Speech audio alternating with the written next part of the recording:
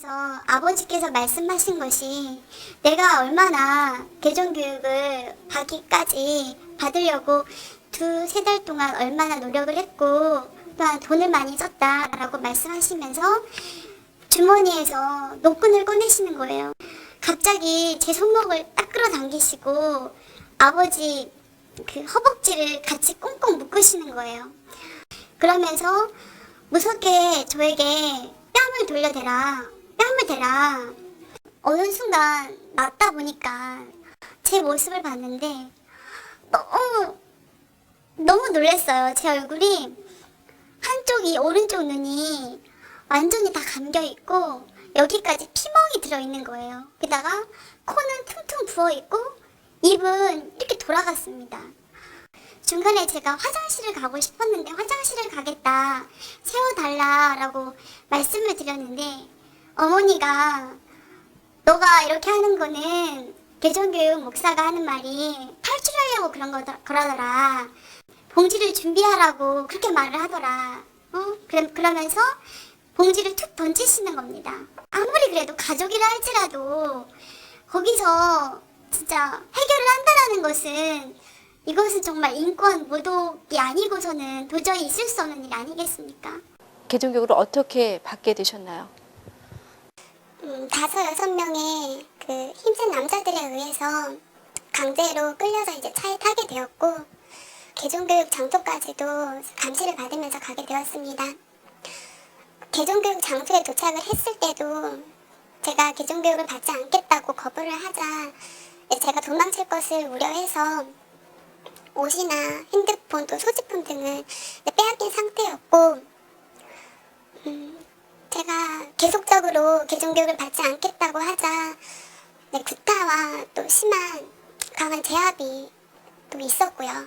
말로만 들어도 정말 많이 힘들었겠구나 하는 생각이 드는데요. 어떻게 빠져나올 방법은 전혀 없었습니까?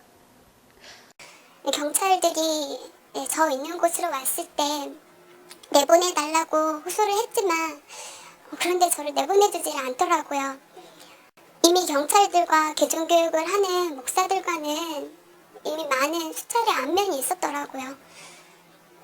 그래서 이제 이 상황에서 제가 도망칠 수 있는 빠져나올 수 있는 방법은 저 혼자 힘으로 도망치는 것 밖에는 없었고요.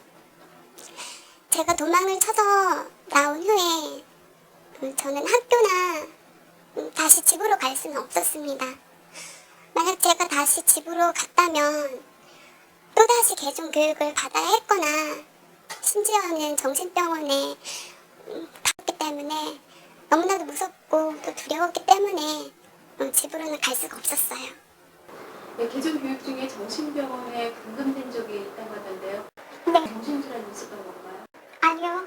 정신적으로 질환이 있어서 제가 정신병원에 입원을 한 게 아니라 그 개종교육을 받지 않는다라는 그런 표현 때문에 제가 강제로 정신병원에 입원하게 된 거예요. 그러니까 한 4시간 정도를 그곳 사람들과 계속 실험을 했던 것 같아요. 그러니까 몸도 너무 많이 지치고 정신적으로도 너무 많이 좀 피곤해 있었고 그래서 제가 앉아있던 의자에서 쓰러졌어요. 저런 식으로는 도저히 상담이 진행되지가 않겠다라고 하면서 부모님을 따로 부르시더니 그리고 난 다음에 제가 바로 정신병원으로 후송이 되었어요. 그러고 나서 전혀 이상이 없으니까 그 병원장의 그 정상이라는 그런 진단과 함께 강제 퇴원을 할 수밖에 없었어요. 이들은 같은 기독교임에도 불구하고 개종이란 단어를 사용하며 개종을 위해서라면 온갖 거짓말과 반인권적인 행동들을 서슴없이 자행하고 있다. 게다가 과도한 상담 비용까지 받으면서 이 모든 것을 이단 상담이란 말로 합리화시키고 있다. 과연 이것이 성도를 옳은 길로 인도하기 위한 이단 상담소인지, 이단 상담가로서 목사로서의 진정성이 의심된다. 현재 진 목사는 이같이 개종교육을 한다고 정상인을 감금하고 정신병원 수용을 주도하다가 현재 개종강요죄와 감금방조죄로 징역 10월, 집행유예 2년의 판결을 받은 상태입니다. 지난해 10월 고 김 씨는 개종교육을 받지 않는다는 이유로 전 남편에 의해 학대를 받다가 심지어 둔기로 수차례 가격을 당해 숨졌습니다. 더욱 놀라운 현실은 일부 개종교육을 옹호하는 교회와 성도들이 아내를 살해한 남편을 위해 모금운동과 구명운동을 전개하며 개종 목자의 파렴치한 행위를 덮으려 했다는 것입니다. 자신들의 교단과 교권 보호, 성도 확보를 위해 개종운동가를 옹호하는 이들에게서는 생명 존중이나 인권 보호는 찾아볼 수 없습니다. 이외에도 반인륜적인 강제 개종교육에 의해 피해를 입은 개종교육 피해자 연대는 그 회원 수만도 500여 명에 다다릅니다. 개종교육이라는 미명 아래 버젓이 자행되고 있는 인권 유린. 그것도 소위 성직자라는 목사에 의해 이루어지고 있는데 과연 폭행, 감금, 가출 등 이 모든 사건의 주 원인이 누구에게 있는지 묻고 싶습니다. 예, 최근에 보도된 MBC PD 수첩의 신천지 관련 보도에 대해서는 어떻게 생각하십니까? 제 이야기만 들어봐도 알 수 있겠지만 저뿐만 아니라 저 주변에 너무 많은 사람들이 방송으로 인해서 힘들었고 또 많이 피해를 받고 또 가족 내에서도 너무나 많이 힘들잖아요.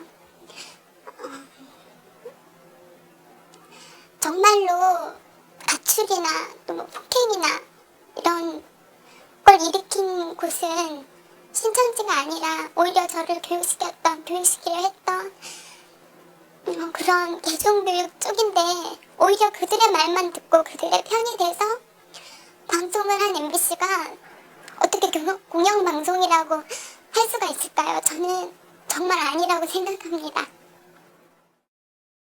마지막 피해 청년의 말처럼 과연 이런 것이 공영방송이라 할 수 있을지 MBC에게 묻고 싶습니다.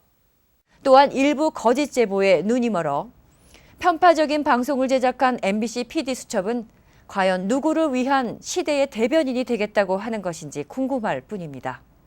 방송이 나간 후에 가장 피해를 입은 것은 신천지라 생각되는데 신천지 측 현재 입장은 어떻습니까? 네, 사회적으로도 신천지가 거짓된 모습으로 이슈화되어져서 신천지 내외부적으로 많은 피해가 있었습니다. 그래서 여러 신문방송 언론의 공개 질의도 받아 지난해 9월 7일 63빌딩 엘리제홀에서 기자회견도 가지는 등 많은 노력을 한 것으로 확인됐습니다. 그리고 신천지는 오히려 여러 언론기관 및 검찰의 잦은 수사에도 최대한 협조적인 모습을 보였고 그 결과 검찰에서 무혐의로 종결되었습니다. 지금까지 살펴본 내용만으로도 PD수첩이 신천지에 대해 왜곡 보도했다는 것은 명백합니다. 그럼에도 정정 보도하지 않는다면 MBC는 공영방송이 될 수 없으며 이에 정부는 즉각 폐쇄 조치해야 합니다. 지금이라도 MBC와 PD수첩 제작진은 신천지교회에 사과하고 정정 보도하기 바랍니다.